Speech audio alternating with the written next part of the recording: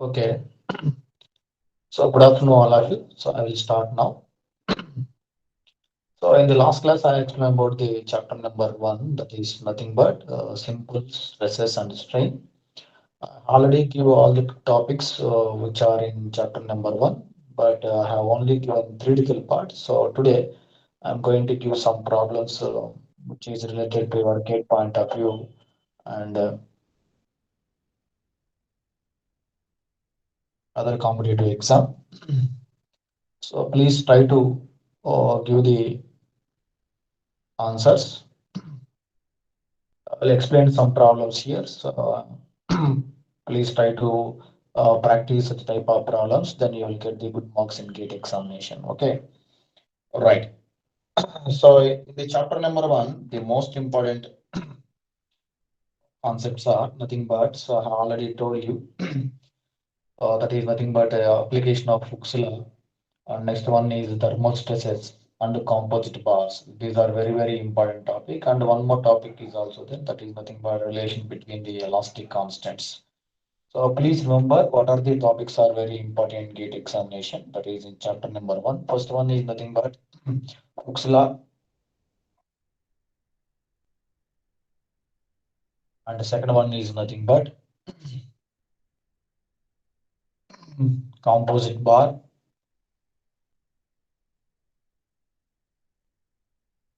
and third one is relation between elastic constants,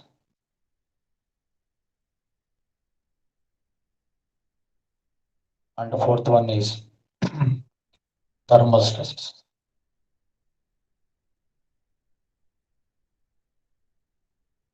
So these are the four topics you have to remember so carefully and solve the more number of problems on the chapters. So then you will get the good marks in chapter number one now. So here, these are very easy chapters, concepts now. So I'm going to give some problems on each one. So how to solve those problems, give it one by one. Please try to give the answers only. So I will explain each and everything, that is solution, each and everything I will explain you, but you have to give the answer only now. So first of all, I'm going to give the application of Hooke's law here. Now see this one, this is the example problem, problem number one. I'm going to give it to you. So this is the problem which is given in examination, that is gate. So this is the component is given, which is having varying cross section.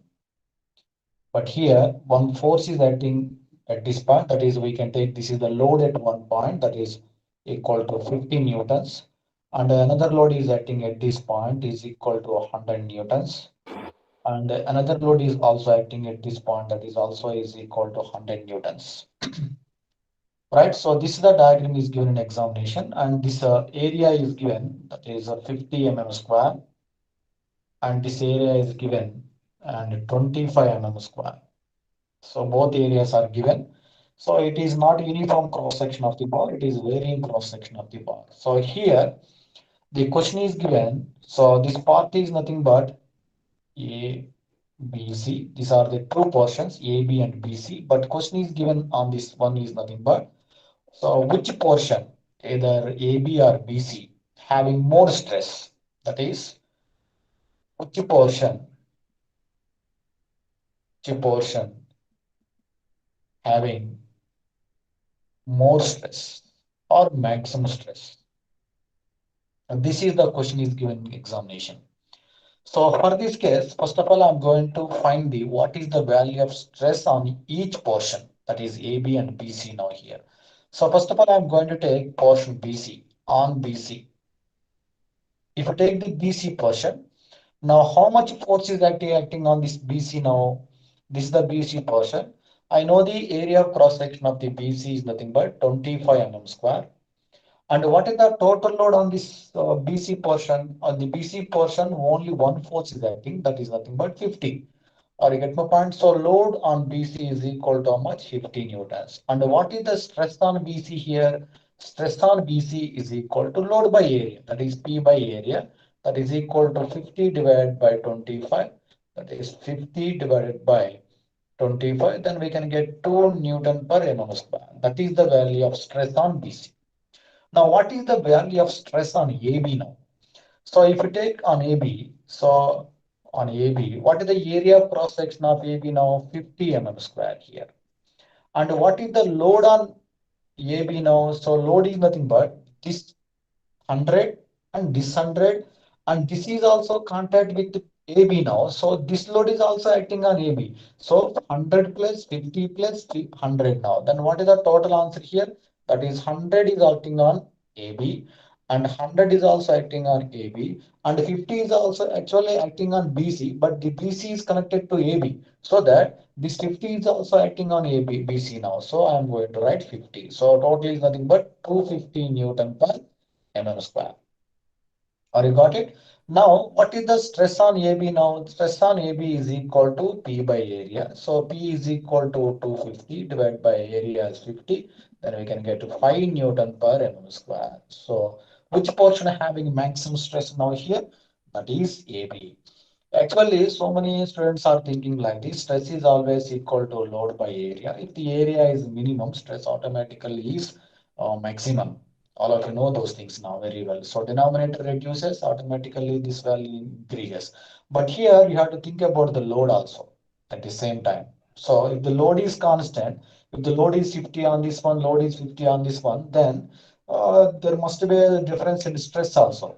Automatically, we can say directly which portion having the minimum area, that portion having maximum stress. But here, loads are different on two sections now, that is AB and BC. So this is the way of solving the problem. So which is given in GATE examination for 1 mark. This is for 1 mark question.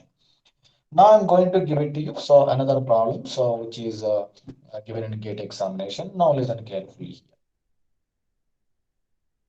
So if you have any doubts, please ask me immediately. So I will give the clarification on this one. So I will give the each and every explanation on the problems. So if you have doubt, please ask me immediately.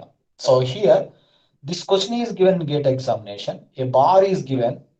This is nothing but a prismatic bar. So which is subject to a load of P, that is external force, that is P, and it is divided into two sections like this. This is the section X, this is the section X. So I'm going to divide this bar into two parts, that is left portion, right portion. But this portion having a modulus of E1, this portion having a modulus of E2, and this bar having uniform cross section. So A1 must be is equal to how much? A2 is equal to how much? A. That is the given data on this problem. So listen carefully. A prismatic bar is given, so a section is given, so at a point on the bar, so that section separates the bar into two portions, that is E1 and E2. So this portion having a modulus of E1, this portion having a modulus of E2, but it is having uniform cross section entire its length, so that the question is given, so what is the value of stress in the bar? What is the value of stress in the bar? Find the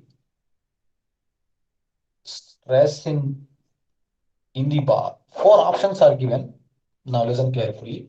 Four options are given. Option A. So P by A into E1 plus E2. And option B is given P by A into so E1 minus E2. And option C. So P by A is equal to E1 divided by E2. And option D is given. So P by A. So which option is the right option here now? So now tell me now anybody, so what is the answer for this one now? So it is a prismatic bar which is having uniform cross section along its length, but we are going to take one section at XX along the length of the bar. Then we are going to indicate E1 and E2 is the young modulus of the material in the two portions. But he is asking what is the stress in the bar? Which option is the right option here along the four options now? So here, so what is the what is asking now? Find the stress in the bar. What is the formula for stress here? Stress is always equal to load by area. So load by area is always equal to stress. So the stress never depends on Young modulus. The stress never depends on Young modulus. So this option is the right option. The remaining three are not answers. Why? Because The stress is always depends on load by area. Why? Because the Young modulus never depends on stress. So that is the reason. That's why the fourth option is the right option for this case. This is given for 1 mark in GATE examination. So please take care about those things now. Okay. Right. So one more problem I'm going to give it to you. So please take care about those things now. So this question is given like this. This is on Hooke's law. This question is given like this. So this is the bar is given. This is the bar is given. This bar is divided into three portions. That is this portion 1, 2, and 3. And here the loads are indicated on this bar. This is 10 times of T. And this is indicated as 3 times of T tension. And this is indicated as 2 times of T. And this is indicated as 9 times of T. This is the diagram. Listen carefully. Such type of problems are very, very important. So a number of questions are given on this model on Uppsala in the chapter number 1. So we are going to take care about those problems now. Listen carefully now. So here, this area of cross section is constant. The area of cross section is constant, and Young modulus is also constant. So here, Young modulus is also constant, but this length are given. This is also mm, 10 mm, 10 mm, and this is also 10 mm is given. So here my question is, what is the total extension of the bar? What is the total extension of the bar? That is the given question. Find the total extension of the bar. So if you want to find the total extension of the bar in such cases, first of all, draw the free body diagram of the all the portion. This is portion 1, portion 2, portion 3. These are the three portions, portion 1, portion 2, portion 3. Then draw the free body diagram of these three portions. So first of all, I am taking the first one. First one. So when the load is acting in this direction, that is equal to 10T. So as according to Newton's third law, there must be equal and opposite force. Every reaction there is equal and opposite force. So there must be this force that is equal to 10T. That is equal to how much? 10T. Or you got my point or not? Or you got it? Right. So here, and if you take this one now here, if you take this one now, this is the last portion. The what is the value here? That is 90. And this one is also becomes 90. According to which one? Newton's third law of motion. Or you get my point or not? Newton's third law of motion. Now, if you take this center portion, if you take this center portion, so this is the center portion. Listen carefully here. This is the center portion. Now on this part, how many on this line or on this portion? So this is the middle portion. So this is the right hand side. This is the left hand side of this one. So how much force is acting at this point now? At this point, there must be a tensile force. 9 is tensile. Why? Because it is always acting away from this body. But it is inside the body. So this is negative, this is positive. So I can write here 9 minus 2t. 9 minus 2t. Listen carefully. Or you get it? Then this one is tensile. Then we can get how much? 70. So this is also tensile. Why get it? We get positive value. At the same time, this side also we can get 70. Why? Because according to Newton's third law, every reaction there is equal and opposite reaction. That is also 70. So I know the forces on each bar or each portion. So on the given diagram, then we can write directly delta L is equal to, I have already told you, for uniform cross section of the bars, according to your Uppsala, delta L is equal to delta L1 plus delta L2 plus delta L3. Or you get my point? So portion 1 is in tension, portion 3 is also in tension, portion 2 is also tension, all are tension. So I can write this value delta L is equal to, we can write P1 L1 by A1 E1 plus P2 L2 by A2 E2 plus P3 L3 by A3 E3. Now, what are the common values here? So P is common, A is common, and E is also common. So here I am writing. So P is not common. P is different for different portions here. So I am writing here P1. into L1 plus P2 into L2 plus P3 into L3 divided by A is common. Then I am writing here, so L is also common, L divided by A into E into P1 plus P2 plus P3. So we can directly substitute. If you know the procedure, how to calculate the total lengths, don't write all the steps, directly write delta L1 plus delta L2 plus delta L3. Then we can draw the free body diagram, then we can take the what is the type of load here and all the loads here. Then we can get how much load here now. Tell me now. That is uh, first one is 10 T plus 90 plus 70 divided by so A into E. So into L. That is the formula. How much you get? 90 and 26 T we can get.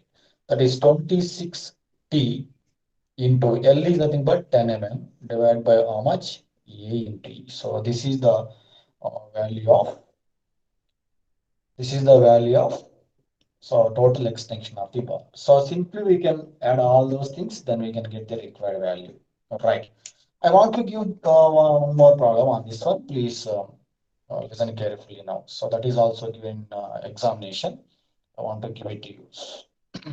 So this type of problems are very important. Please take care about this one. So a number of questions are given in GATE examination on Hooke's law.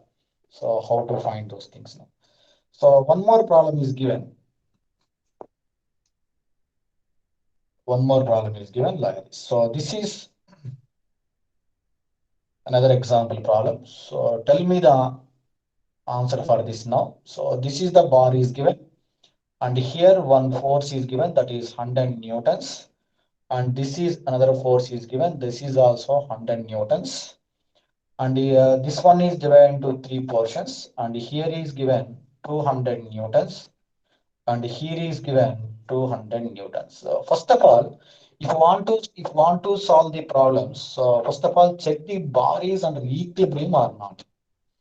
The bar is under equilibrium or not. That means so sum of forces in this direction is equal to sum of forces in this direction. So take the all the forces in this direction, take the all the forces in this direction. Both are equal or not? In the previous case also, check it. So here I am writing 100 plus 200. This force is moving in this direction. So both are equal. That is 300 newtons is equal to 300 newtons. Then we can solve this problem by using Hooke's law now. So the component must be under equilibrium condition. Okay, right. This area of cross section, this length is given. So this length is given 0.5 meters, and this is also given 0.5 meters, and the total length is given. And the total length is given. So that is sorry. This middle portion length is given. This is 1 meter. This is 1 meter. And Young modulus of this material is given, that is Young modulus is given, that is 200 into 10 to the power of 9 pascals. That is also is equal to 200 gigapascals. Or you get it? So, and the area of cross section is also is given. That is area of cross section is equal to 100 mm square is given. So this is the data is given on this problem. Now tell me what is the question is given. What is the elongation produced in the bar? That is, what is the total elongation of the bar is given. So how to find the total elongation of this bar now? Or you got it? Right. Tell me what is the total elongation of the bar now?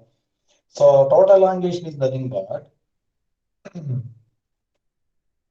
the total elongation is nothing but how to calculate here now? Total elongation is always equal to delta L1 plus delta L2 plus delta L3 according to our Hooke's law.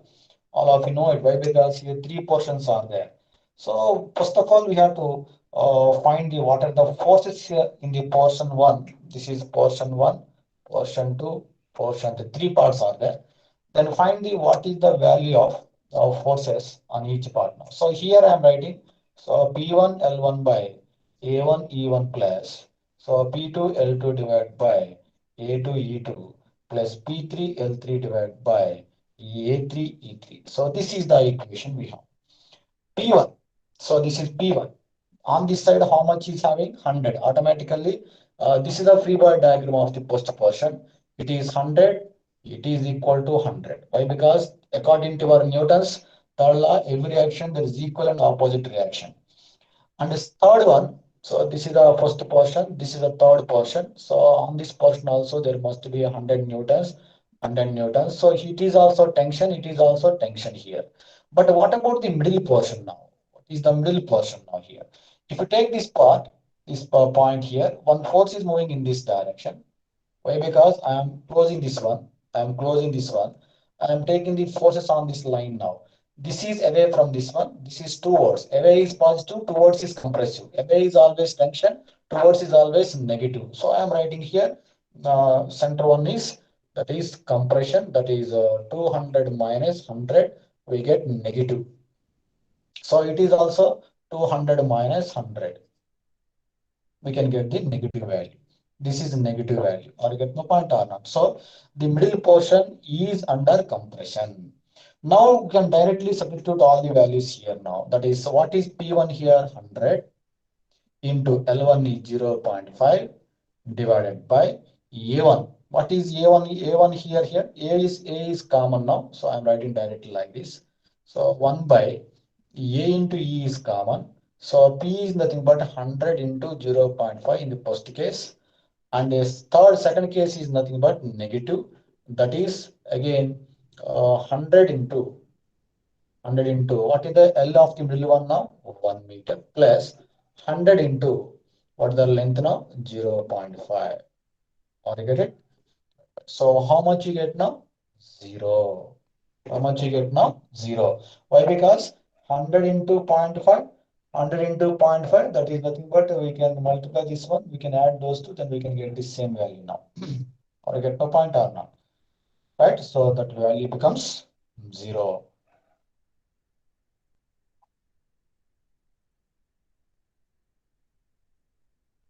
Okay, right.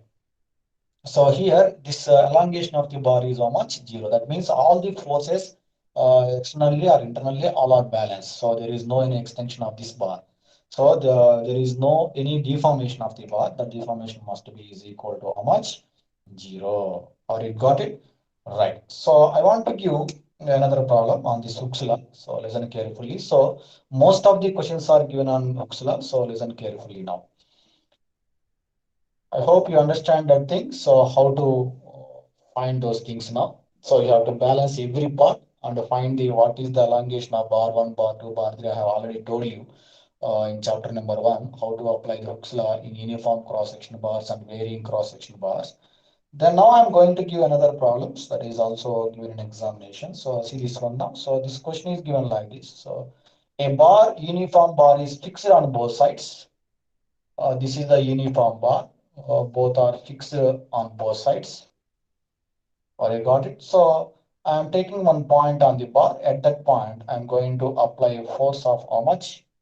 10 kilonewtons. The force of how much?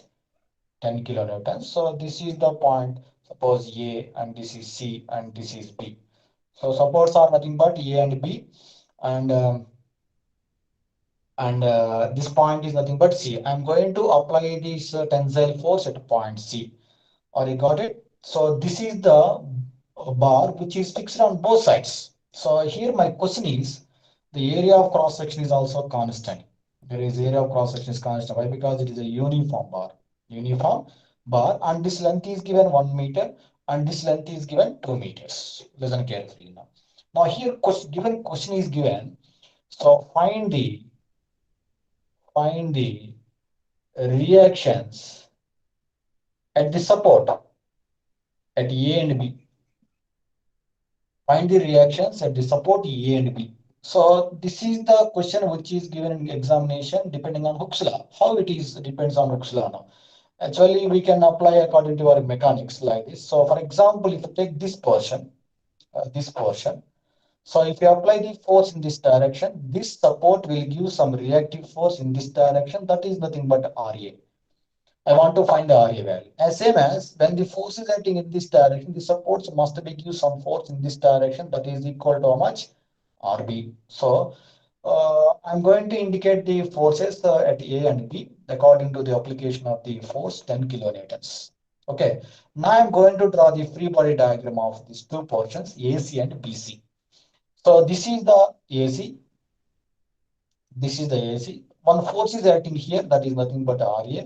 But according to Newton's third law, this is also is equal to RB. And what is this portion BC here? This force is acting here in this direction, RB, and this must be is equal to RB. And this length is how much? 1 meter, and this length is how much? 2 meters. So this is the equilibrium of the bar. So both ends are closed here. So when the both ends are closed, if you apply the force at any points, there is any extension, there is any contraction of this bar. There is no extension, there is no contraction of this bar. Then according to Hooke's law, for example, so that is, this one is delta L1, this one is delta L2. What is the total extension? There is no extension, there is no contraction. So the delta L1 plus delta L2 must be is equal to how much? Zero. How much? Delta L1 plus delta L2 must be is equal to how much? Zero. That is, when both ends are fixed, the total expansion must be equal to zero. Or you get my point or not? That means if you see this three-bar diagram, portion AC and portion BC, it is under tension, it is under compression, but tension must be is equal to compression, both are cancelled to each other, then there is no deformation of the material. Or you get my point or not? So the total expansion of the bar must be is equal to how much? Zero. Or you got my point? Then what is the value we get now? So here I'm writing. So P1 L1 divided by A1 E1 is equal to, that is P2 L2 divided by, so A2 E2. Or you got my point or not? This is minus. So here, what is P1 here? P1 is nothing but RA. Or you got my point? P1 is nothing but RA. P2 is nothing but RB. I am writing here RA into 1 divided by A into E. That is same for both, is equal to minus R2. It is negative compressive. It is negative compressive. So R2 minus RB. Minus into minus positive.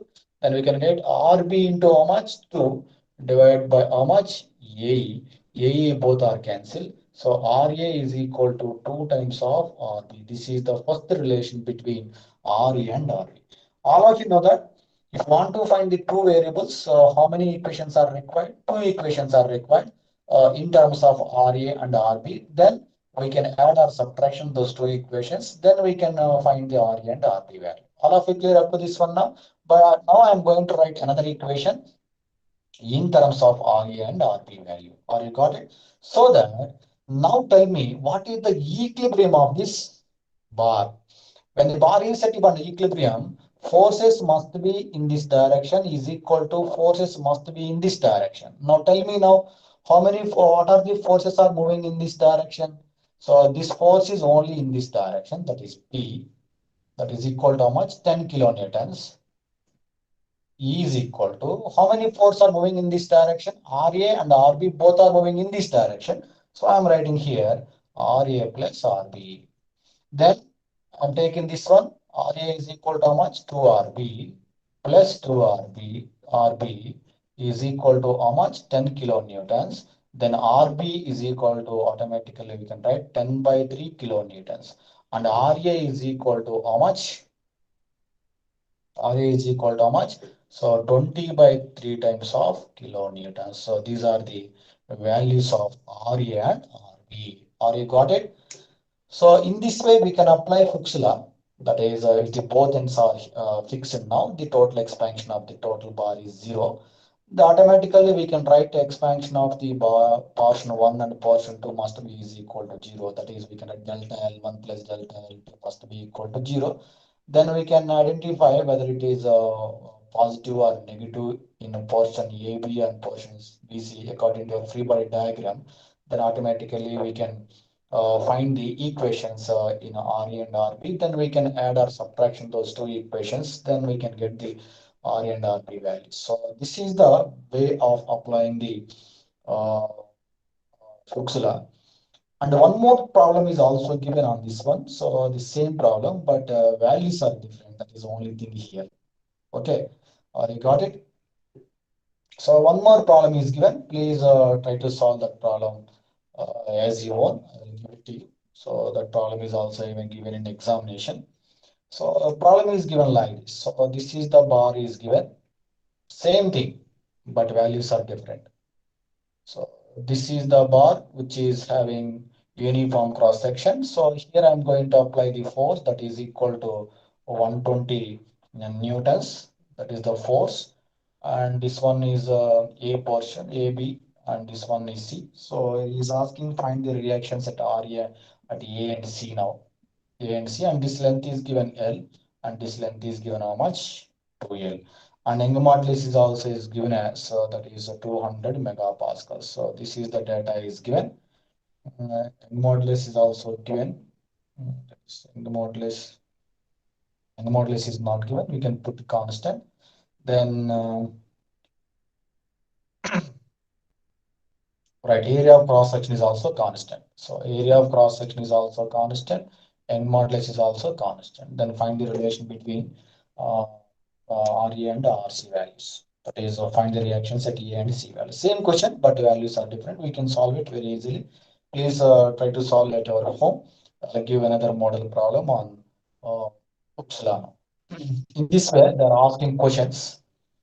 They're asking questions. Please take care about those questions. So we can easily apply the Hooke's law. We can easily solve any problem by using only one relation, that is PL by AE now. Or you got it? All right. Now I want to give one more thing here. So listen carefully. So this is also on application of Hooke's law.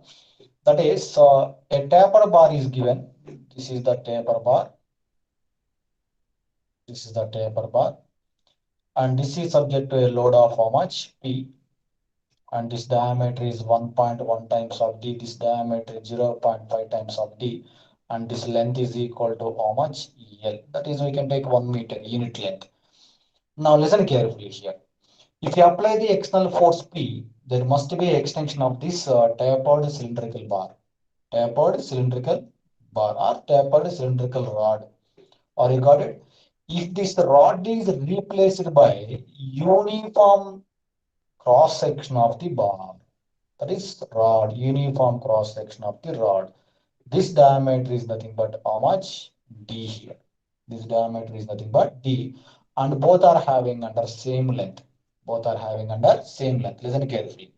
This is the taper rod, which is diameter varies from 1.1 times of D to 0.9 times of D. So if you apply the external force, there must be elongation. Okay, right. Up to that one. If it is replaced by this bar is having uniform cross section along its length. This length and this length both are same. It is also subject to same external force, that is P. That is also P. Now listen my question. Then find the what is the percentage of reduction reduction in elongation of the bar. Elongation of the bar. This is the given question. This is the given question. Now listen carefully how to solve this problem now. This is also given in GATE examination.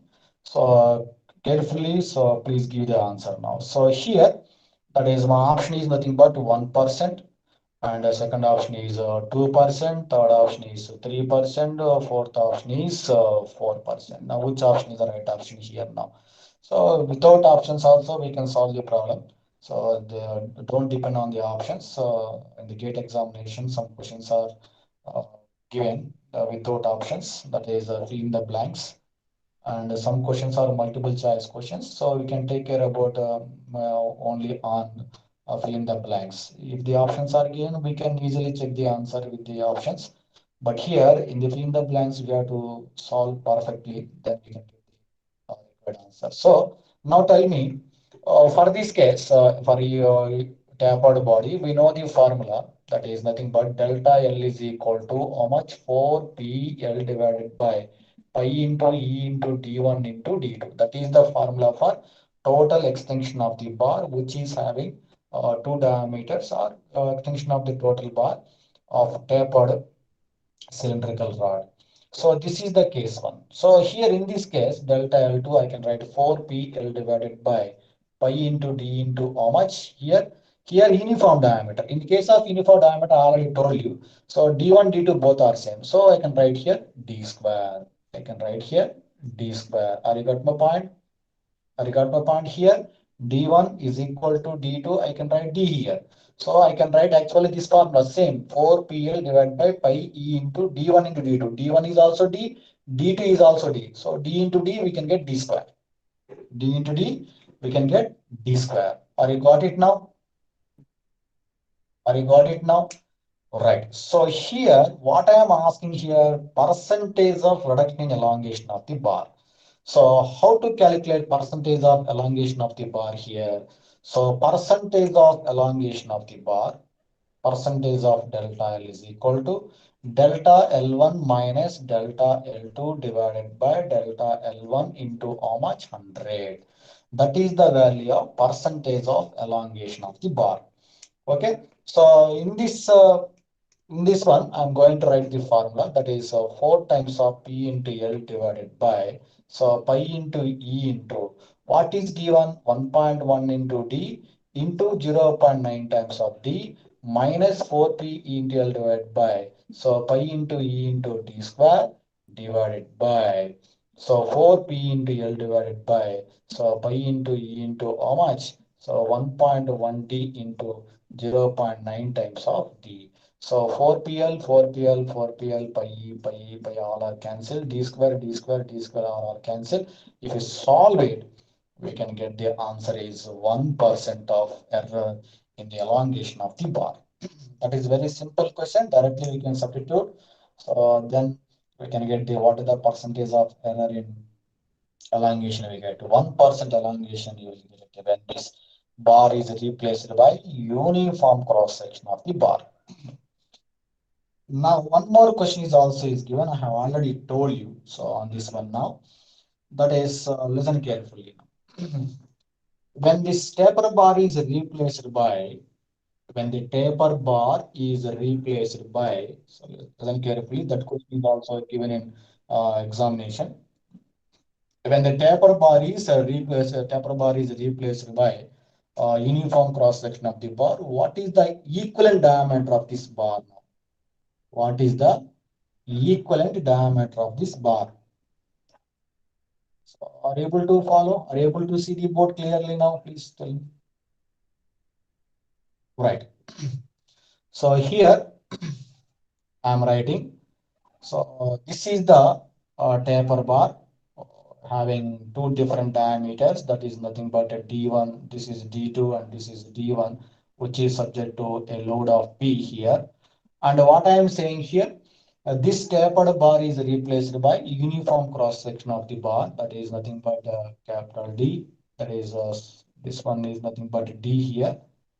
This diameter, which is subject to under same load, that is having same length as same as in the taper. He is also same length. It is also same length. Are you got it? Right. So here, what is the question is given? Question is given. Question is given. What is the equivalent diameter of this one to produce equal elongation? Actually, in the previous example, this is also having deformation. This is also having deformation. This one is replaced by this one. Then how much percentage of elongation we can get it? 1% of elongation we get. That means there must be some error. There must be some error. That means both elongations are not same. Or you got my point or not? But here I'm saying I want to equate the both elongations. I want to get the both elongations are same. Or got my point or not? I want to get the both elongations are same. If I want to get the both elongations are same, what to do? My question is how much diameter we can take it? How much diameter of this one we can get it to equate the elongation of both are same. So I am writing here for both equal elongation. What is the equivalent diameter? What is the equivalent diameter? Now listen carefully here. If you want to find equivalent diameter, that is extension is both are same. So this one extension is delta L1, this extension is delta L2 under same load.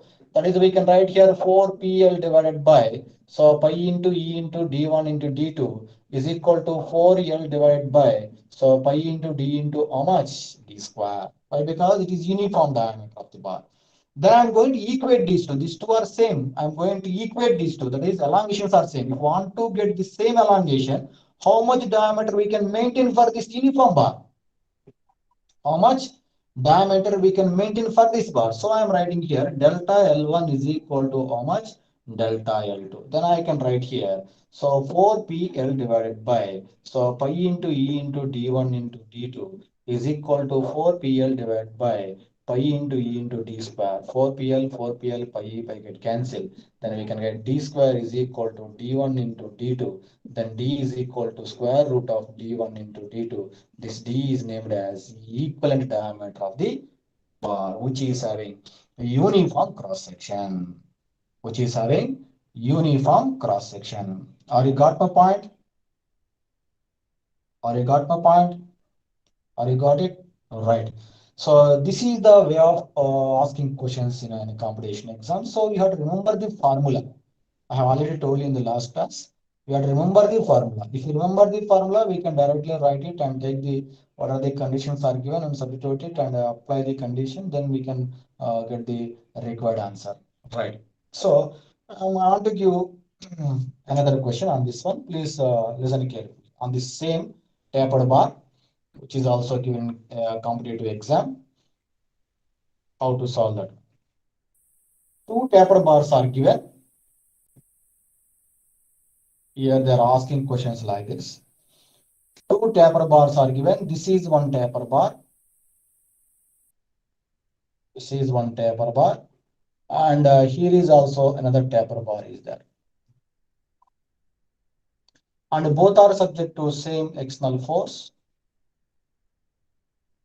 Both are subject to same external force. But this diameter at the inlet is same in both cases. But in the first case, this one is bar A. This one is bar B. In the first case, diameter is here is how much? D by 2. In the second case, the diameter is D by 3. Or you got it? So here the question is given. The question is given.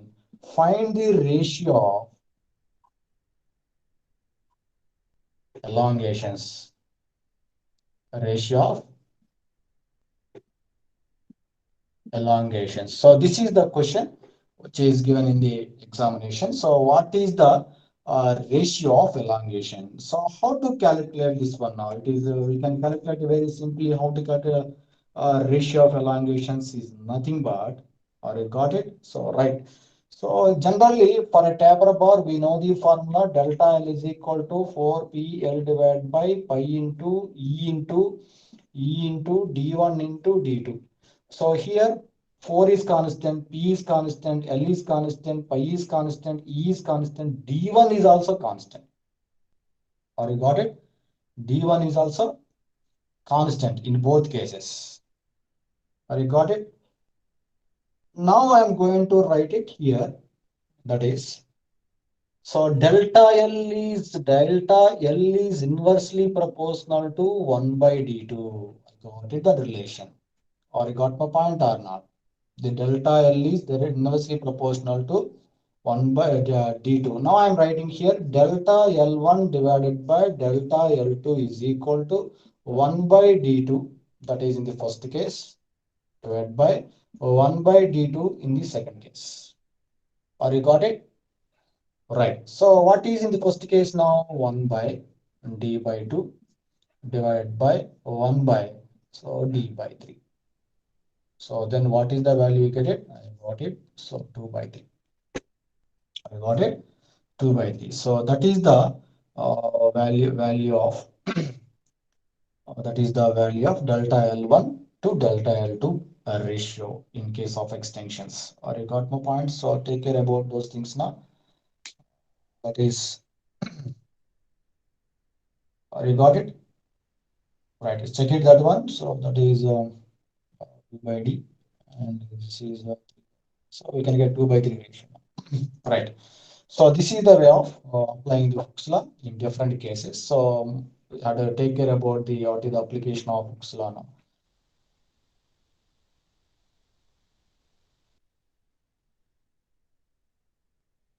Right. So this is the application of Hooke's law. Now I'm going to give it to you. So what are the values of, and one more question is given also on, in the examination. So listen carefully on Hooke's law. This is also very important question. So this is the problem is given. So this is the bar, but varying cross section of the bar is given. So here is support is given. So here we are applying the force, that is P. Force is nothing but P. And so this is the gap between this bar and the support is nothing but 0.75 mm. You got it? 0.75 mm. So this length is equal to 1 meter, and this length is also is equal to 1 meter. So both lengths are equal.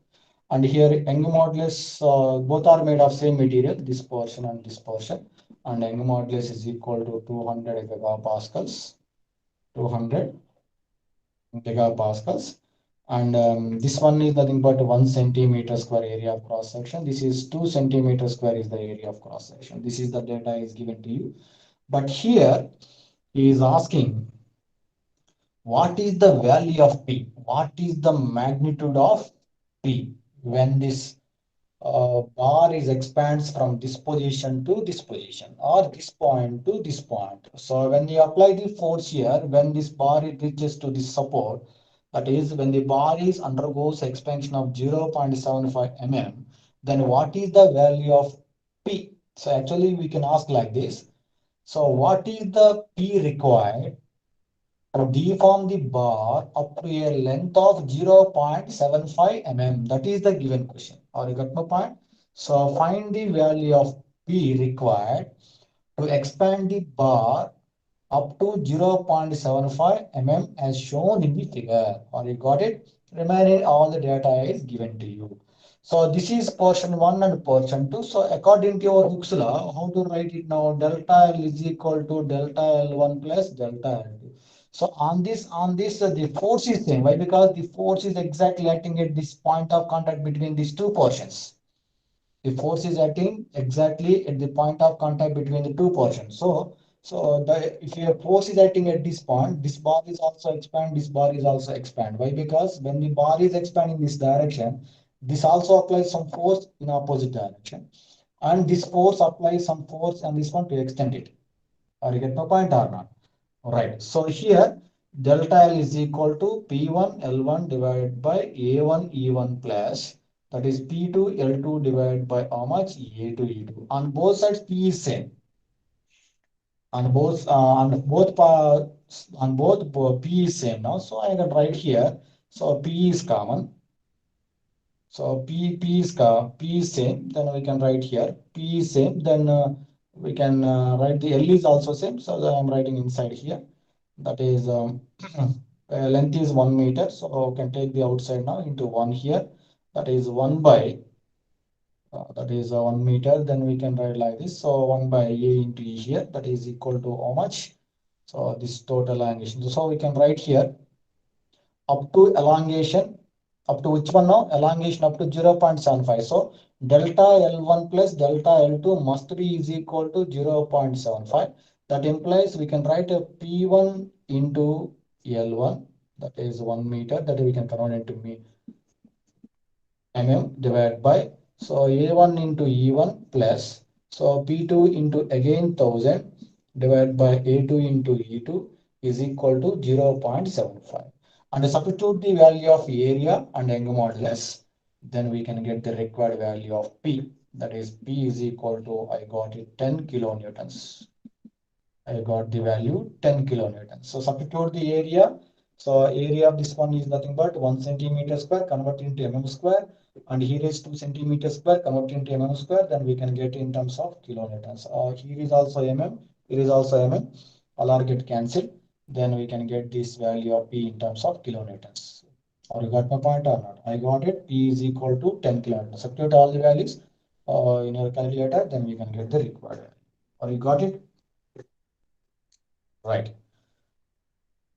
So this is the problems on Huxla. So take care about those problems. So and solve all the gate questions. Then you will get the confidence. So okay, right. So I want to give the problems on elastic constant. So listen carefully here. So I want to give the problems on elastic constant. So elastic constants. What are the elastic constants? E value, G value, K value, and Poisson ratio. I told you already, these are four elastic constants we are using now. So this question is given in examination. That is the Poisson ratio of the material. First question I'm going to give it to you. So on the elastic constant, the Poisson ratio of the material is how much? If Young modulus E is equal to 120 gigapascal and shear modulus Z is equal to 50 gigapascals. What is asking? Young modulus is given, shear modulus is given. She is asking what is the Poisson ratio of the material? What is the Poisson ratio of the material? I want to find the Poisson ratio. What is the Poisson ratio here? We know the three relations. All of you know the relations. E is equal to 2G into 1 plus nu. And second one is E is equal to 3K into 1 minus nu. And E is equal to 9 kg divided by 3K plus G. These are three relations. We know that.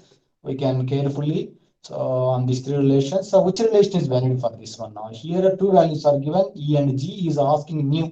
So first relation is valid. So I can use that one. So E is equal to 2 into G into 1 plus nu. That is 1 plus nu is equal to how much? E divided by 2G. E is nothing but 120. G is nothing but 2 into 50. So this is 120 divided by 100. So these two are cancelled. That is we can get the value of 1.2. So here is we can get 1.2. So 1 plus nu is equal to 1.2. Nu is equal to 1.2 minus 1. That is equal to how much? 0.2. So this is the value of Poisson ratio. So this is the question which is given on the relation first. That is E is equal to 2G into 1 plus nu. So another problem is also given. So on the elastic constant, listen carefully now. So only thing is we have to remember the formula. We remember the relation. Then only we can solve any problem. Okay. Right. So this question is also given. That is modulus of rigidity G is given. That is nothing but 100 gigapascal. And the Poisson ratio is given. That is 0.25. And to find the value of modulus of elasticity, then he is asking what is the Young modulus value? What is the Young modulus value? So we can use same relation. E is equal to 2G into 1 plus nu here. So he is asking what is the value of E here. E is equal to 2 into 100 into 1 plus nu. Nu is nothing but 0.25. 0.25. Then we can write here. So 200 into 1.25 here. Then we can get the value of some value. E value is equal to I got it. 2 value is equal to that is 250 gigapascals. Right. So listen carefully. If you want to solve any problem, so we can remember the relation. So if you know the relation, then we can solve that problem also. Now I have already told you one problem. When I was saying the what is the relation between elastic constants. I already told you the problem. That is like this. See this one. E and G and K and nu are the elastic constants of a material. If Poisson ratio is equal to 1 by 3, if Poisson ratio is equal to how much? 1 by 3, then which relation is valid? I have already told you which relation is valid. What I am saying here? So E, G, K, nu are elastic constants of a material. If Poisson ratio is equal to 1 by 3, which relation is valid? Which relation is valid. Or you got my point or not? Which relation is valid? So here I'm writing three relations. E is equal to 2g into 1 plus nu. Options are given. So E is equal to G and option B is given. E is equal to K. Option C, E is equal to G is equal to K and option D none. So these are the four options. I have already told you what is the option is the right option for this question now. So here E is equal to how much? 3K into 1 minus 2 nu and E is equal to 9 kg divided by 3K plus G. So if Poisson ratio is 1 by 3, then what is the value we can get it now? So if you substitute here, if you equate all those things, so here there is no Poisson ratio here, but we can get the relation between E and G also. So here E is equal to how much? 2G into 1 plus 1 by 3. Then we can get how much value? That is 4 by 3. 4 into 2, that is 8G by 3 value. That is the for the first case. So here is E is not equal to G. And if you substitute in this one, then we can get like this. That is E is equal to how much? 3K into 1 minus 2 into 1 by 3. How much you get now? That is 1 by 3 we can get. That is E is equal to how much? 3K into 1 by 3. Both are cancelled. Then E is equal to how much? K value. So the second option is the right option for this question. Or you got it? You got it or not? Right. So here, one more question is also is given on this last question. Listen, last constants. Listen carefully.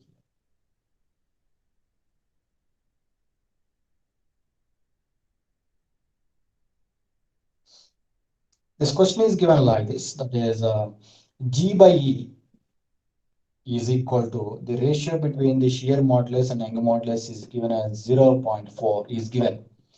The ratio between shear modulus and Young modulus is given as 0.4. Then what is the value of Poisson ratio? He is asking what is the value of Poisson ratio. Now, what is the relation is useful here to calculate the Poisson ratio among the three one first or second and third? The first value is suitable. So that is I am writing here E is equal to 2G into 1 plus nu. Then I am writing here 1 plus nu is equal to E divided by how much? 2G. So here G by E, we know that, but here E by G is there, that is equal to how much? 1 by 0.4 into 1 by 2. You get my point or not?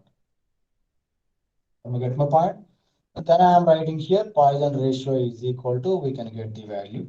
That value, I think, that is B value, that is 0.25, we can get it. 0.25, we can get it. Or you got it?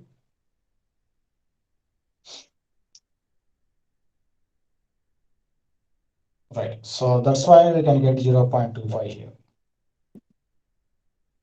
0.25 here. Here we can get a 0.8, then we can get the value of 1.25 here. 1.25, that is we can get in reverse 1.25. Then we can take nu is equal to 0.25 here. So this is the value of Poisson ratio. Or you got it? Right. So here, one more question I want to give it to you. So please try to give the answer for this one now. So listen carefully here. Carefully. Right. So here one question is given like this. So please take care about this thing now.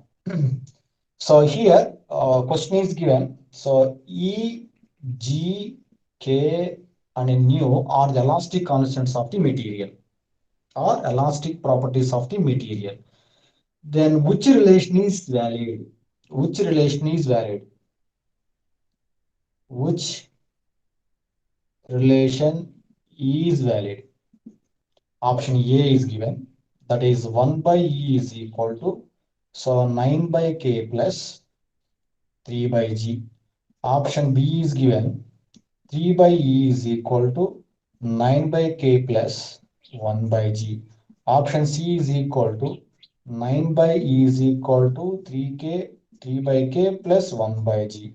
Option D is equal to 9 by E is equal to 1 by K plus 3 by G. So among these four options, which option is the right option now here? Now tell me anyone now which option is the right option here? Which option is the right option here? Right? So here I'm going to use one relation that is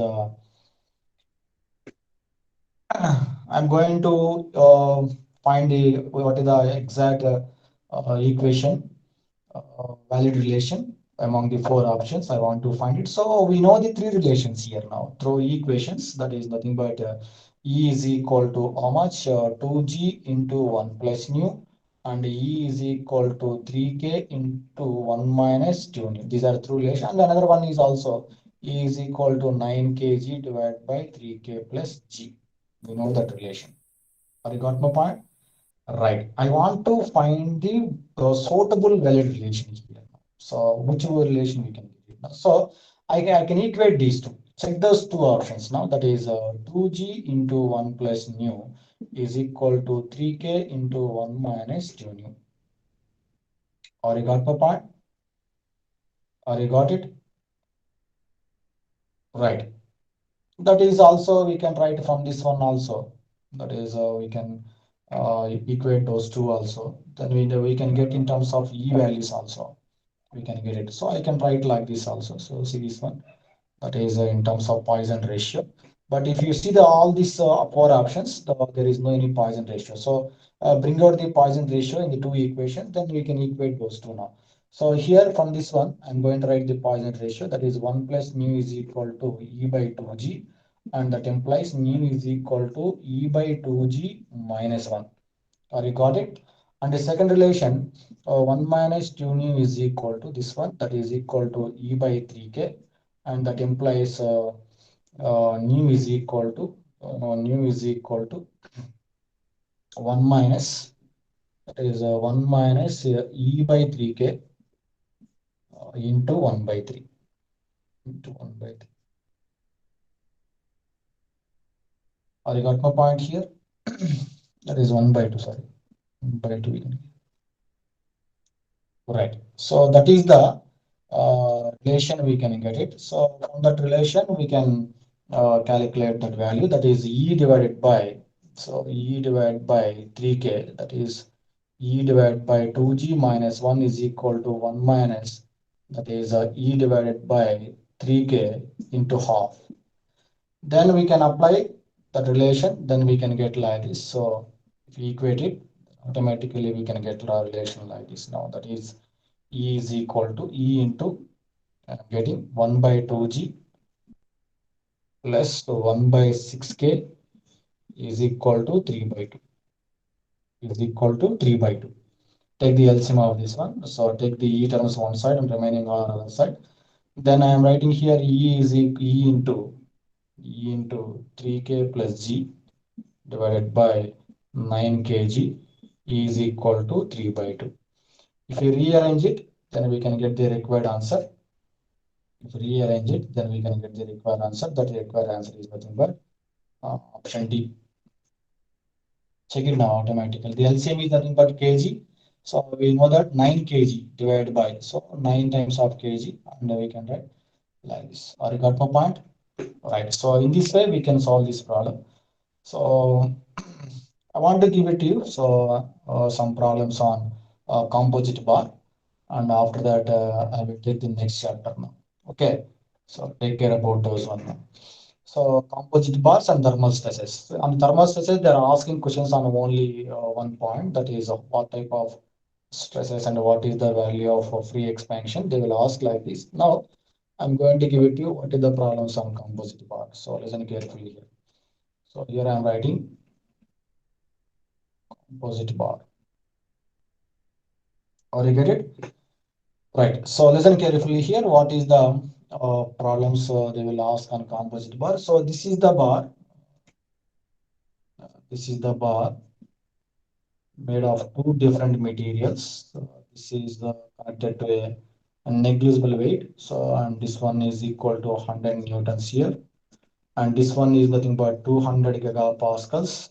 That is E value for one, and this one is for E value is equal to 100 gigapascals, and this length is also 1 meter. length is L1 is 1 meter and L2 is equal to 1 meter, and A1 is equal to 1, that is 2 mm square, and here A is equal to also 2 mm square. That is area of cross section of the two wires are same, but both are rigidly fixed, so it is named as a composite section.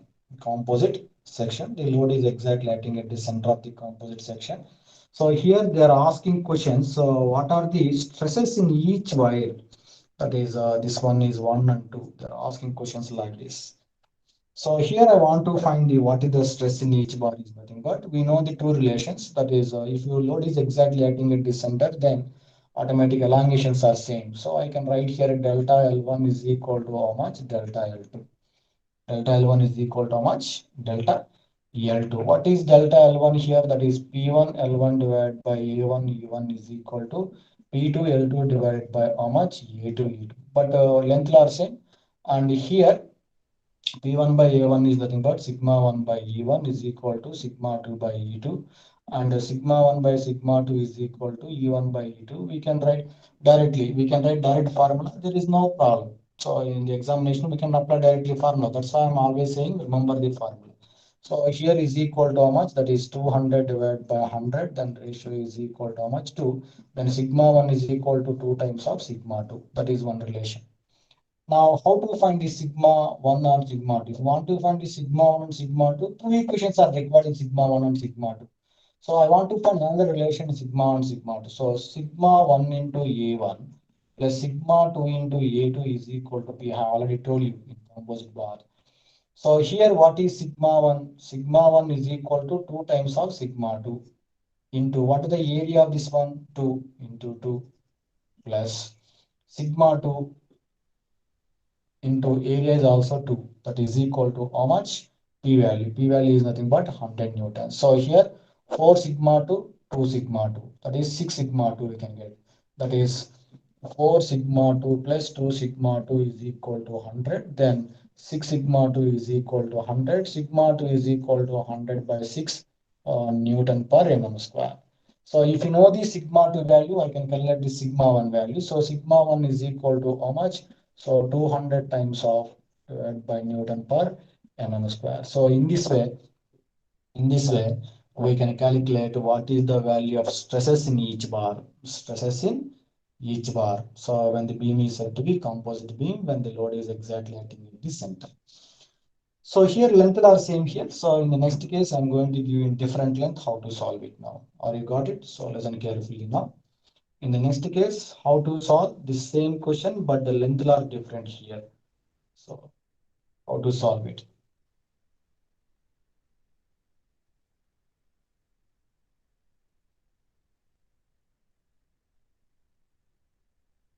Right.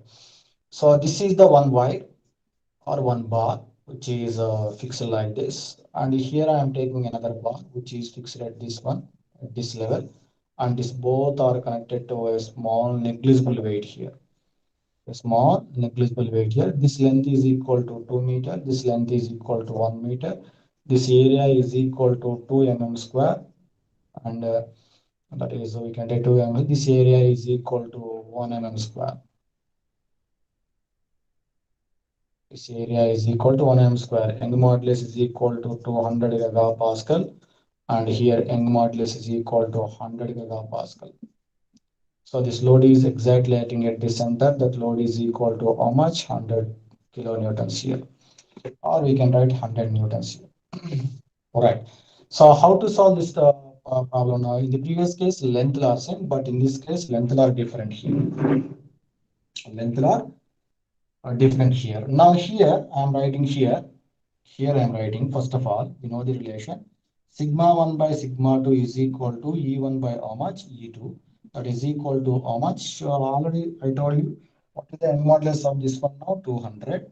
And the Young modulus of this one is 100. The ratio is equal to 2. Or you got it? Then we can write sigma 1 is equal to 2 times of. So sigma 2. Sorry.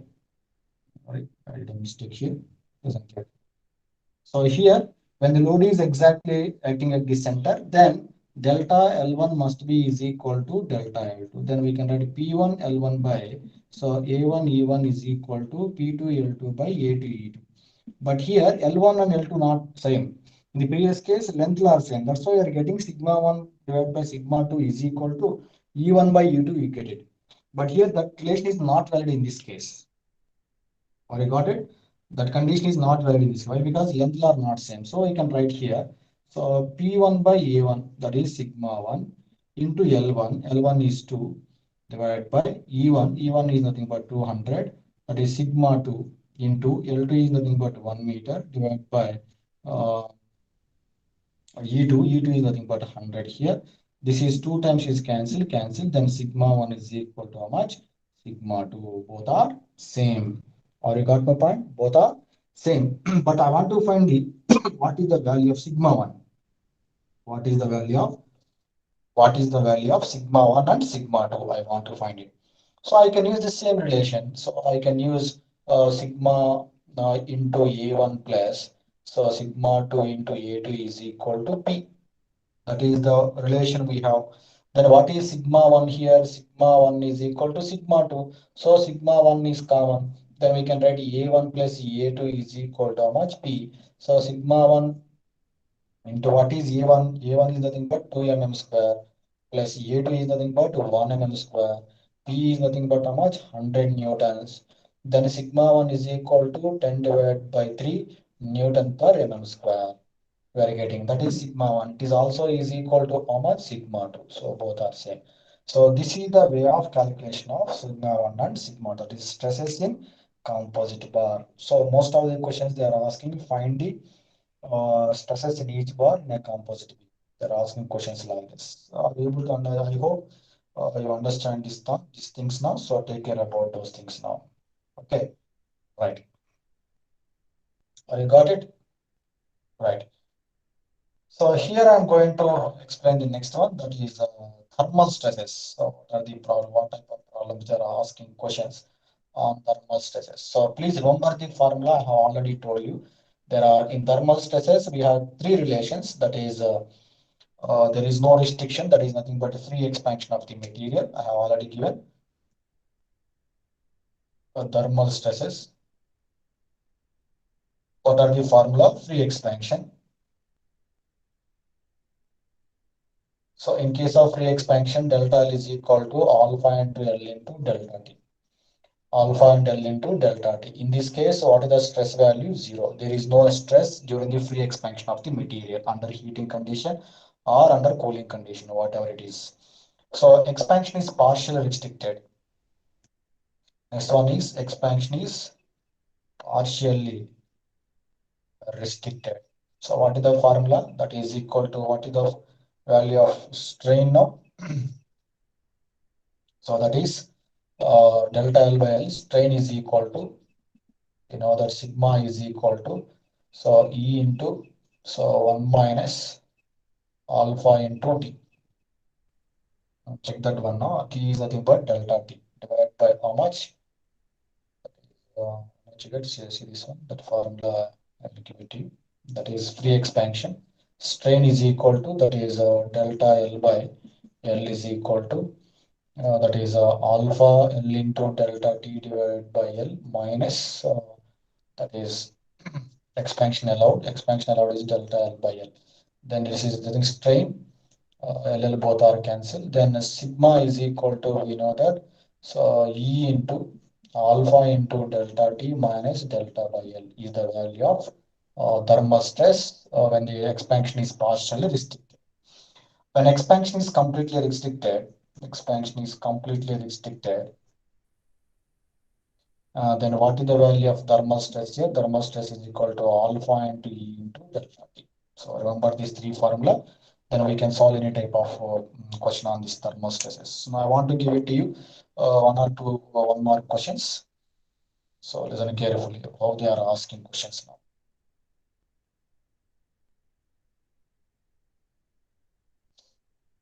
Right. So here first one is like this. So this is the question number one. This is the component which is in the form of square. Three sides are fixed here.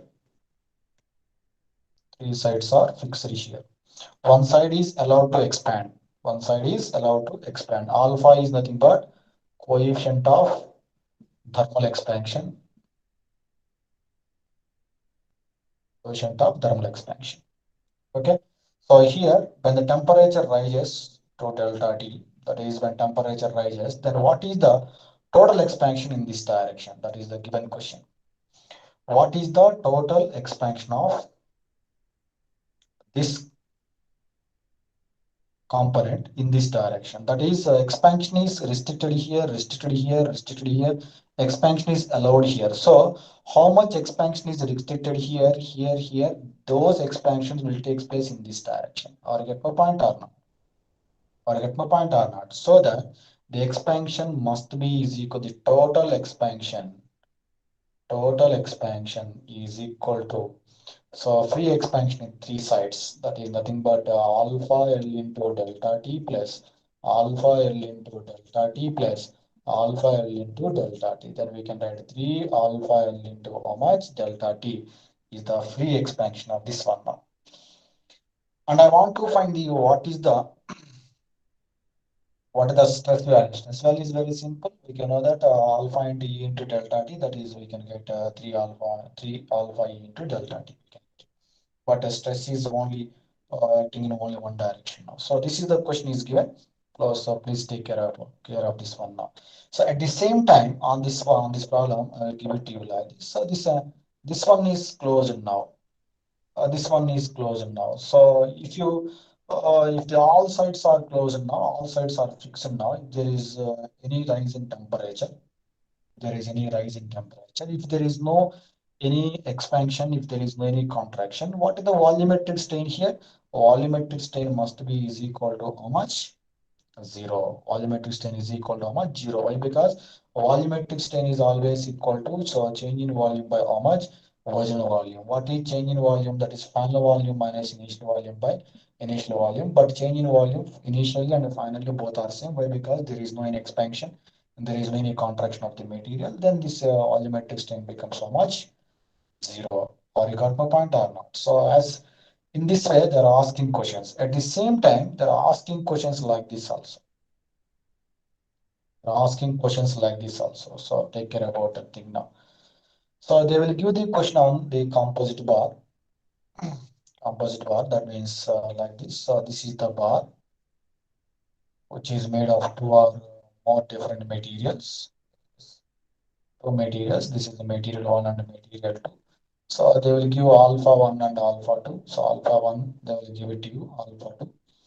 And this initial length they will give it to you, that is equal to 1 meter, that is equal to 1000 mm. And this temperature is, that is, if you supply some quantity of temperature, the heat energy, then the rise in temperature is equal to how much? For example, 20 degrees.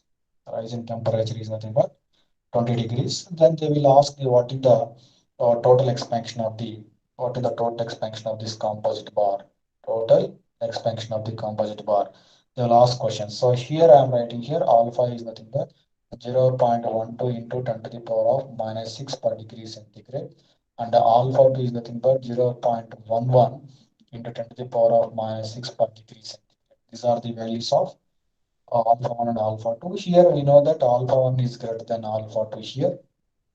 Then what is the uh, what is the value of actual expansion of the bar 1? What is the value of actual expansion of the bar 2? We know that. But here, what is the total expansion of this composite beam?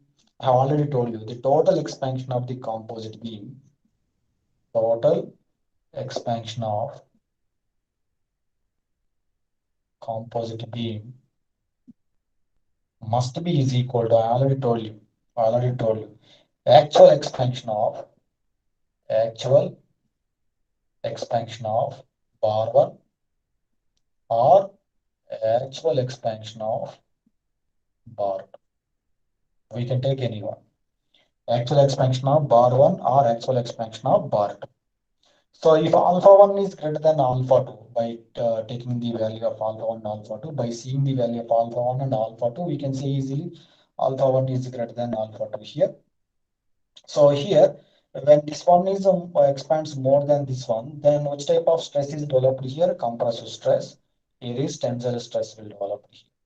You know that. But what is the actual expansion of bar 1 here? I am writing here actual expansion of bar 1 is equal to free expansion. Free expansion is nothing but alpha into E in alpha 1, E1 into alpha into L1 into delta T.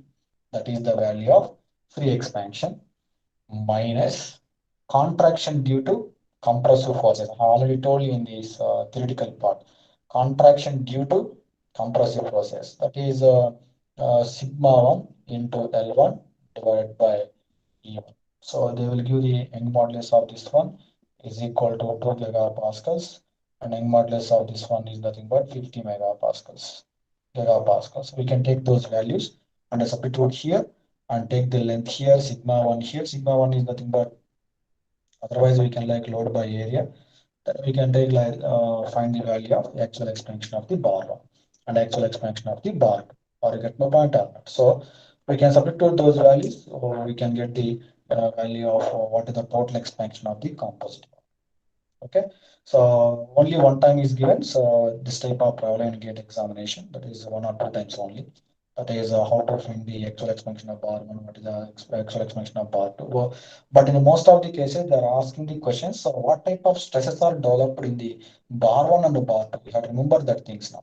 What I am saying, what type of stresses will develop in bar 1 and bar 2, either tensile or compressive, under heating or cooling condition, under alpha 1 is greater than alpha 2 or alpha 2 is greater than alpha 1. We can take any condition. So identify which type of stresses are developed in bar 1 and all of it clear now. So after this one, these are the some problems on chapter number 1. So you have to be careful about application of Hooke's law and composite bonds, elastic constants and thermal stresses. They will ask question, when this temperature rises of a composite bar, when the temperature rises of a composite bar, the last question like, when the temperature rises for the composite bar, then what is the stresses developed in each bar? No stresses. Why? Because it is not restricted. It is not partially restricted. It is not completely restricted. So it expands now. So stresses developed in this bar is zero now. There is no any restriction of this one. Or got no point or not. When the bar is expands freely, then there is no any stresses. There must be strain. Or got no point or not.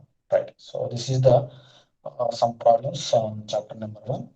Now I'm going to give it to you chapter number 2. That is also very, very important chapter in GATE point of view. So most of the topics are related to chapter number 2. That is nothing but complex state of stresses, complex stresses, or simply we can say principal stresses and principal strains. Are you got it? Right. So I want to give it to you chapter number 2. Right. So that is very, very important chapter. What is the chapter name here? I am writing principal stresses and strains. Listen carefully. Principal stresses and strain. For example, if you take a college, so what is the if I take a college, I am asking question to you. Who is the head of the college now? Generally, we are saying principal. Is it right or not? Or you get the point? As same as, for example, if you take a component, if you take a component, when the component is subject to more than one force. I have already told you at the starting of the strength of material, what are the forces which are acting on the component. One is tensile force, compressive force, bending force, twisting force, and shear force. There are different types of forces are acting on this component. So when the component is subject to more than one force, then the compound is said to be under complexive state of stress.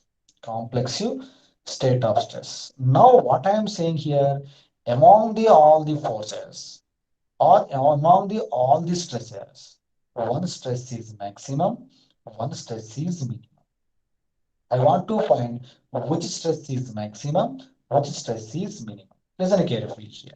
For example, if you take this one is nothing but a component which is having 3 dimensions, length, width, and thickness here. If the thickness is neglected, it is said to be a plane or solid. If thickness is neglected, it is said to be a plane. So that it is also named as a plane stresses and strains. Or you got my point or not? So if you take this is the material which is having length, thickness, and width. So on this component, I can apply different types of forces. One is tensile, compressive, bending, twisting, and shearing, whatever you apply. So for this component, so if you neglect the thickness, then it is said to be a plane. So how many planes we have generally in our mathematics or in our physics or naturally? How many planes we have? We have three types of planes. That is, for example, if you take three planes like this one is x-axis, this one is y-axis, and this one is nothing but z-axis. So generally we are having three axes. We are having three axes, x, y, and z. And we are having three planes, that is xy plane, this is xy plane, this is yz plane, this is zx plane. Or you got my point? So how many planes we have? Three planes. How many axes we have? Three axes. Now listen carefully. So if you are not consider the thickness, it is a plane. Plane means it is 2D. That is two-dimensional. It is two-dimensional. If you consider thickness, it is said to be solid.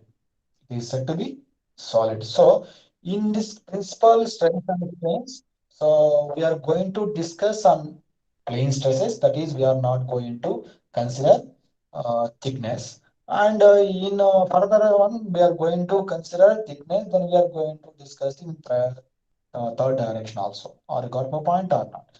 Right. So here I'm going to neglect the thickness. Then I'm going to take only two dimensions state of stress. Two-dimensional state of. So it is named as a plane. It is one plane. It is on another plane.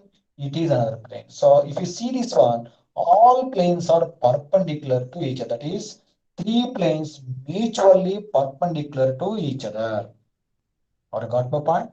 Three planes perpendicular to each other. Now I am saying clearly here.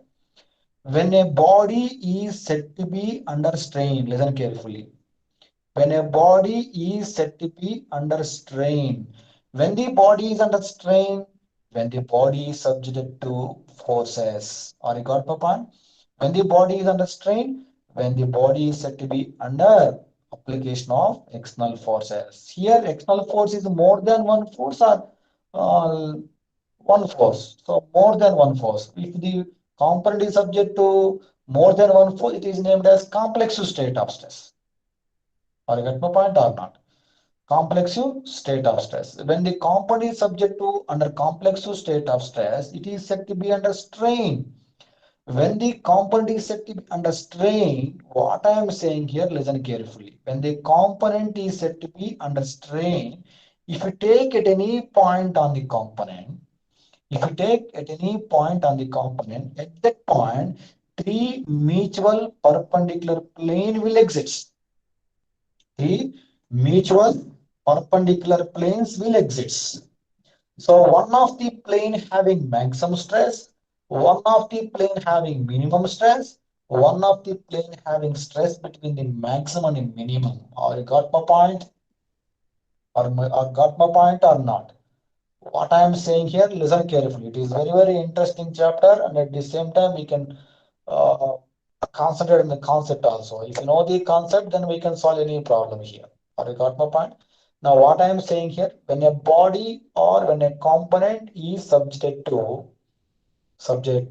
under a complex state of stress, then the body is said to be under strain. In a strained body, if you take at any point on the body, at that point we are having three mutual perpendicular planes. Three mutual perpendicular planes. One of the plane having maximum stress, one of the plane having minimum stress, and one of the plane having stress between maximum and minimum. Now tell me one thing. So if you want to design any component, we are going to consider maximum stress or minimum stress. So we always consider maximum stress. we never consider minimum stress. Why? Because the component always fails under maximum stress. I have already told you what is factor of safety here. So factor of safety is always equal to maximum stress divided by minimum stress. That is safe stress. That is working stress. It is also named as design stress. All of you know that very well. Or you get my point or not? But here, in case of ductile material, it is said to be sigma y, that is yield stress. In case of brittle material, it is said to be sigma u, that is ultimate stress. Or you got my point or not? So, yield stress by safe stress, ultimate stress by safe stress, that is always gives factor of safety. Or you got my point or not? So, what I am saying here, in a strained body, if you take at any point, there must be a three mutual perpendicular planes. That is clear. Or you got my point. One plane having maximum stress, one plane having minimum stress. That is also clear. One plane is maximum, one plane is minimum. That is also clear. Which stress we are going to consider to design the component maximum stress? That is also clear. Now I am going to find which plane having maximum stress, which plane having minimum stress.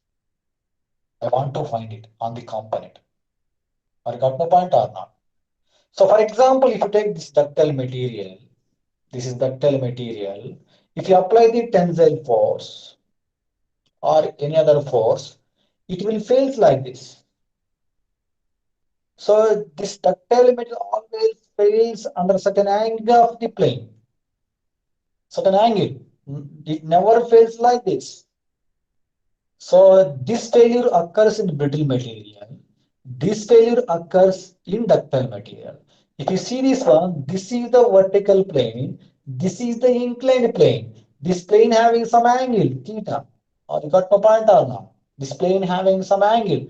That is named as failure plane. That is nothing but failure plane. If you see this one,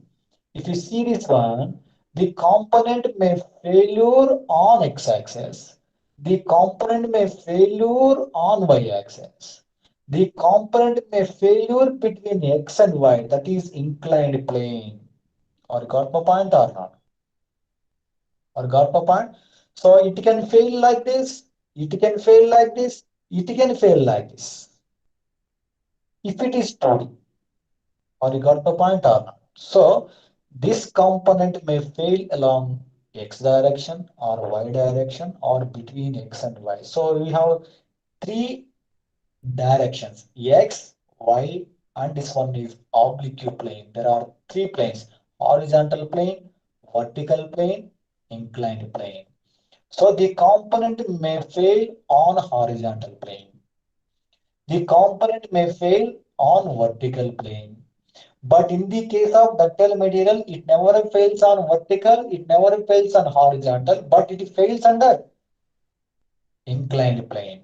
Or got my point or not? That plane is nothing but that plane is nothing but principal plane. Or you got my point? Listen carefully. So what I am saying here, I am saying simply when in a strained material, if you take at any point, at that point, we have three mutual perpendicular planes.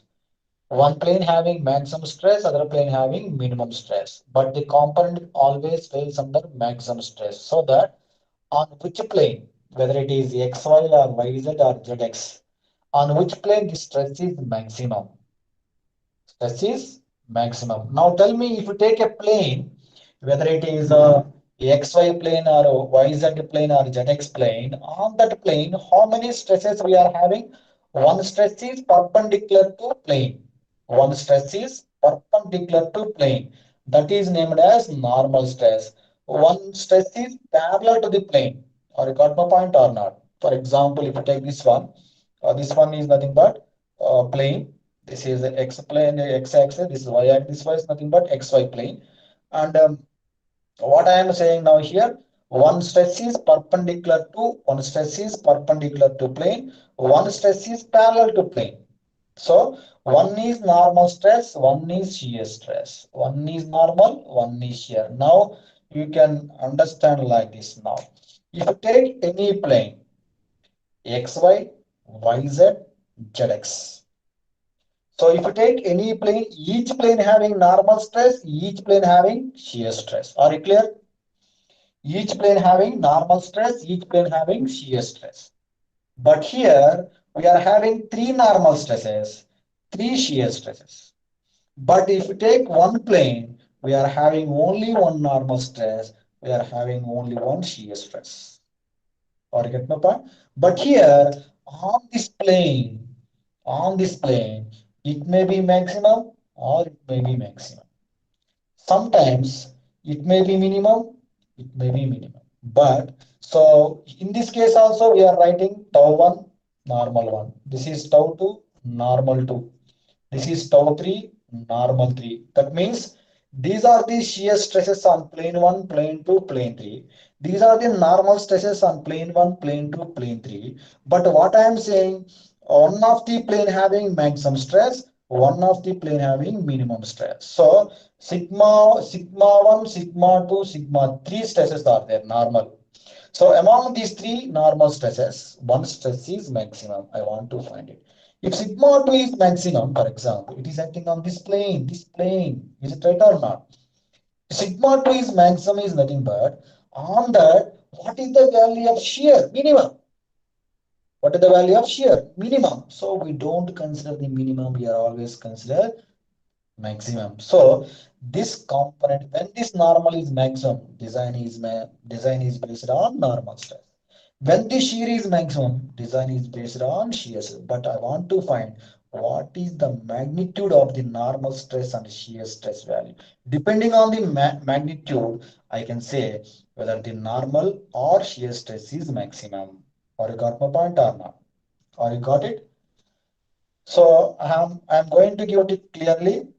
In this chapter, we are going to find only two types of stresses when the component is subjected to complex state of stress. When the component is subject to complex state of stress.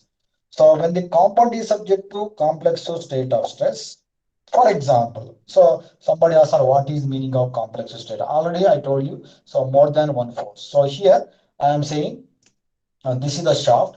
When the shaft is subject to three types of forces, one is said to be tensile force, one is said to be bending force, one is said to be twisting force. This is bending force, this is tension.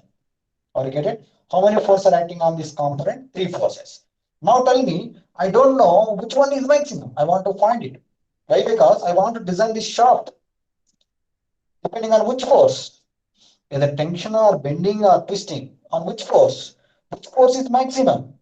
Or you get my point or not? So first of all, I want to find the which force is maximum. Depending on that force, I want to design the component. Practically, this is theoretical I am saying. Practically, if you see the component, automatically directly we can know it which force is maximum, bending or twisting or torque. Directly we can say it. Okay, but in theoretical point of view, so we don't know which one is maximum, which one is minimum. That's why we are going to find the maximum and minimum values. Are you got my point or not? Listen carefully. So what I'm saying, if you take any plane carefully, if you take any plane, that plane having two types of stresses, normal and shear, on three planes, each plane having two stresses, but among those stresses, one plane having maximum stress, one plane having minimum stress. If this plane is having maximum stress, the component fails on which plane? YZ plane. The component fails on which plane? YZ plane. For example, if you see this one, this is XY plane. This is YZ plane. This is ZX plane. Or you get my point or not? So if the component fails like this, it fails on XY plane. It fails on XY plane. Or you got my point or not? It fails like this, it will fails on which plane? YZ plane. Or you got my point or not? So in this way, there must be failures occurs. So we have this one is nothing but plane. Plane means how many dimensions we are having? Two dimensions, X and Y or YZ or ZX. Listen carefully here. So I'm writing here clearly. Listen carefully. Listen carefully. So if it is a plane, whether it is XY or ZX, on that plane, we are having two types of stresses. One is normal stress, one is shear stress. So how many planes we have? 3 planes. So we have 3 normal stresses, 3 shear stresses. I got my point or not? But one of the plane having maximum, one of the plane having minimum. But for example, when the component may fails along X, may fails along Y, may fails along Y. It can fails like this or it can fails like this. So when the component fails like this, and the component fails inclinedly. So this one is horizontal plane, this one is HP, and this one is nothing but VP, vertical plane. So this is the horizontal plane, this is the vertical plane, and this one is named as oblique plane. This one is named as oblique plane, or you got my point or not, which makes an angle of theta with the vertical, which makes an angle of theta with vertical. So on this horizontal, on this vertical, on the horizontal plane, on the vertical plane, on the inclined plane. If you take any plane, I am saying clearly, if you take any plane, each plane having how many stresses?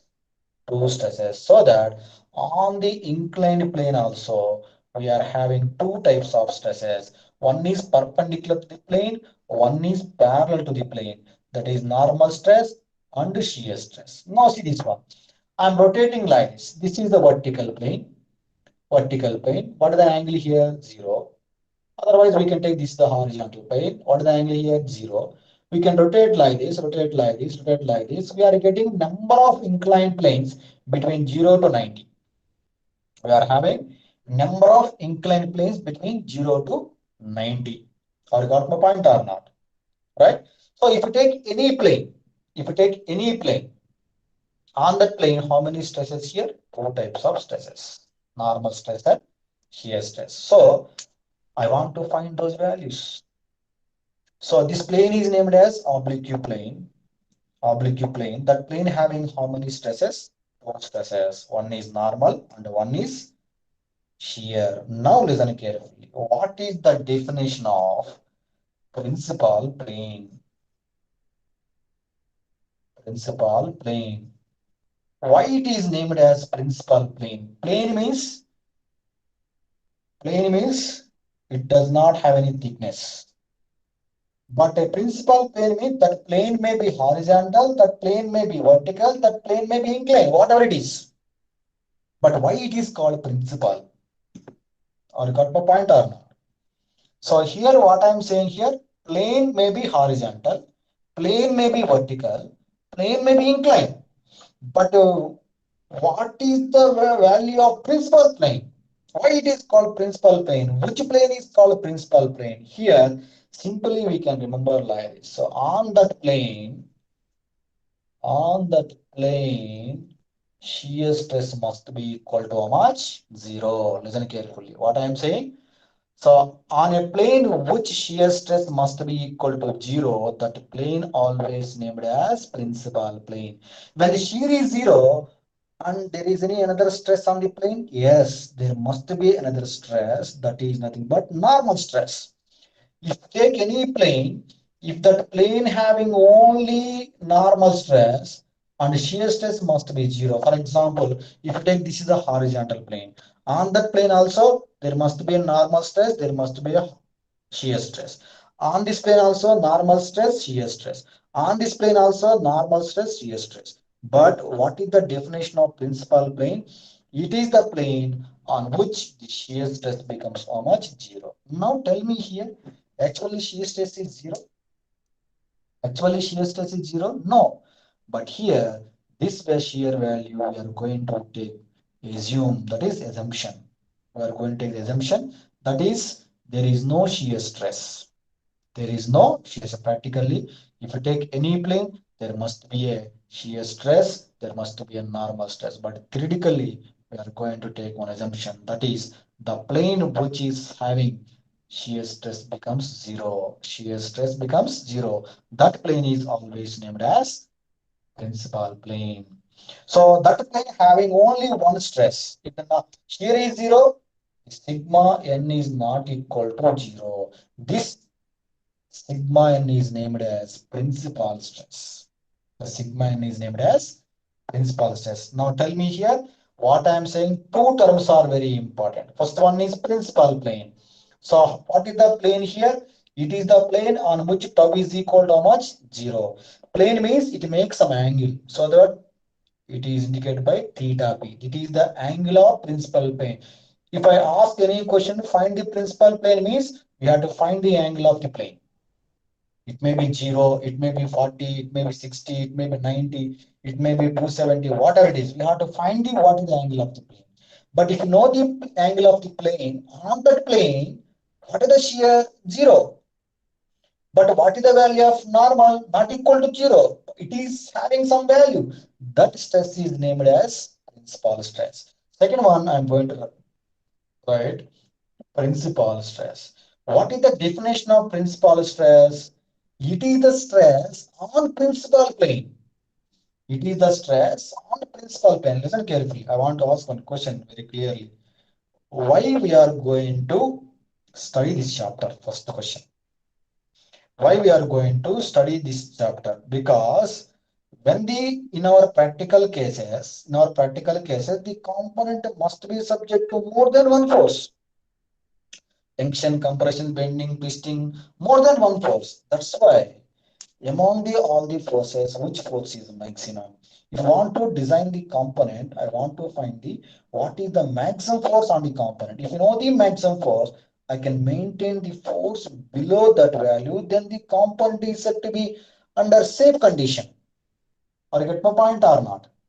So we know the value of what is the strength of material. I told you already at the beginning of the class.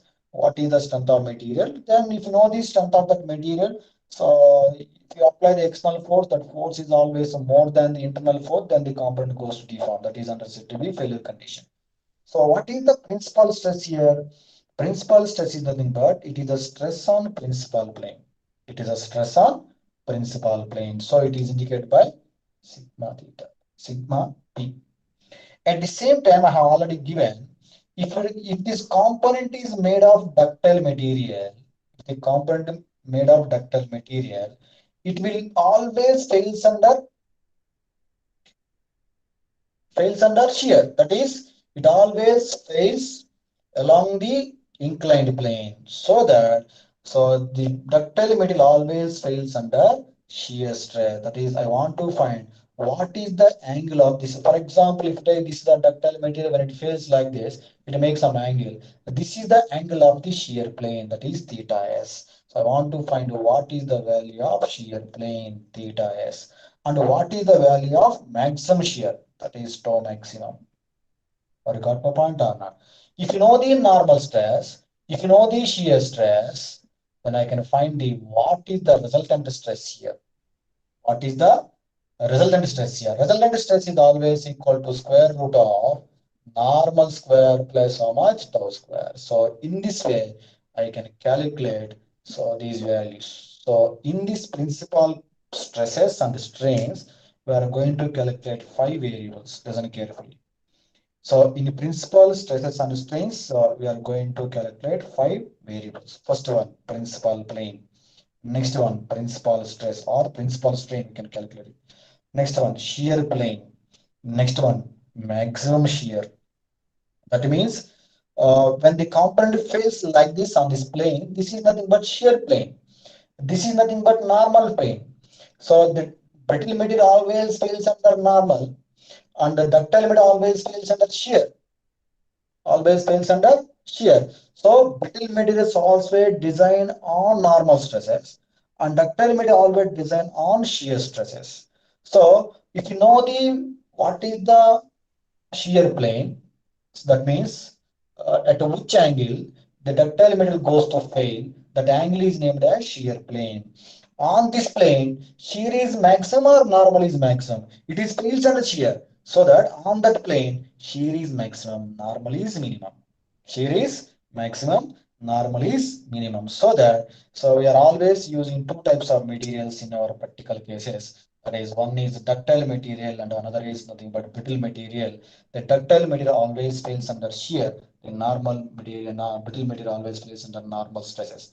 So that in the principal stresses and strain, what I am saying here, When a component is subject to complex state of stress, then I want to find the maximum and minimum principal stresses, maximum and minimum principal strains. What is the uh, principal plane? What is the shear plane? We are going to calculate these five variables. If you know the normal stress and shear stress, automatically we can find resultant stress by using the right angle property. Or you got my point or not? So in principal stresses and strain, we are going to calculate how many variables? Five variables. Principal plane, principal stress, shear plane, maximum shear, and resultant force or resultant stress. It is named as a resultant stress. It is named as a resultant stress. Or you got my point? Or you got it? So listen carefully. How many variables we are going to find it? 1, 2, 3, 4. Right. So here I can find all the five variables by using two methods. All of you know that things. One is named as analytical method. Second one is named as graphical method. We know that graphical method is also named as Mohr circle method. So if you follow the analytical method, if you follow the graphical method, so both are gives values, but this graphical method is the accurate method to calculate the all the values in the practical cases. Or you got my point? So here I will give you explanation about two cases. So if you want to find the principal plane, principal stresses, shear plane, maximum shear, resultant shear stresses. So I want to find all the variables by using two methods. One is named as analytical method. One is named as graphical method. That is also named as Mohr circle method. So the principal stresses and strains can be found out by how many methods here? Two methods. So I'm writing here. So two methods are used to find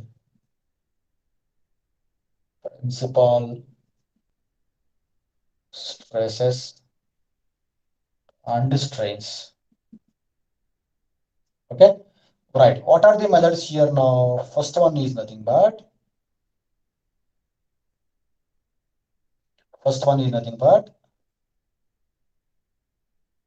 analytical method, and the second one is nothing but graphical method.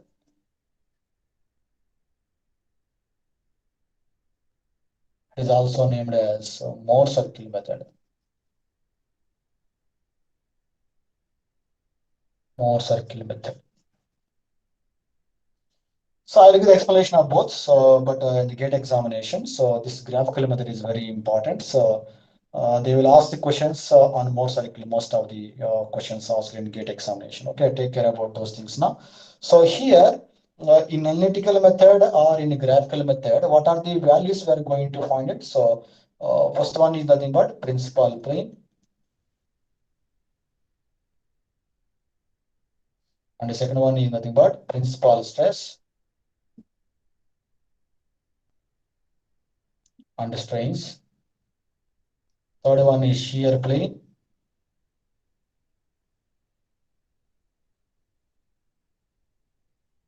And the fourth one is maximum shear. And the fifth one is resultant stress. So these are the five variables we are going to calculate by using analytical method and by using graphical method. So I want to apply analytical method. I want to apply graphical method on a component which is under different cases. That is uniaxial case, biaxial case, pure shear case, uniaxial and shear, biaxial and shear. In two-dimensional, I'm not telling about three-dimensional. Why? Because it is a plane. So plane means thickness is neglected. So we can consider two-dimensional. This is I'm going to give total analysis on two-dimensional state of stress. Or you got my point or no? So it is totally on two-dimensional state of stress. So what are the cases we are going to deal with? So first one is I'll give it to you. What are the cases? We are going to find the five uh, cases, that is nothing but five variables. That is principal, plane, principal, stresses, all the five cases. I want to find all these values in different cases when the material is subjected to uniaxial state of stress. Uniaxial means only one direction, that is sigma x, sigma x. I will give it to you tomorrow clearly, but listen carefully. In the second case, that is named as biaxial. Biaxial means in two directions, that is x and y. And the third one is nothing but pure shear. There is no any normal, so all R becomes a shear. There is no normal. So this is under pure shear. This is biaxial state of stress. It is uniaxial state of stress. And next one is nothing but uniaxial and shear. Uniaxial and along with shear. And last one is nothing but biaxial and shear. So shear is there and four normal stresses are there. Okay. So by using this one, by using these different cases, I want to find five variables. So in each case, find the five variables. Okay.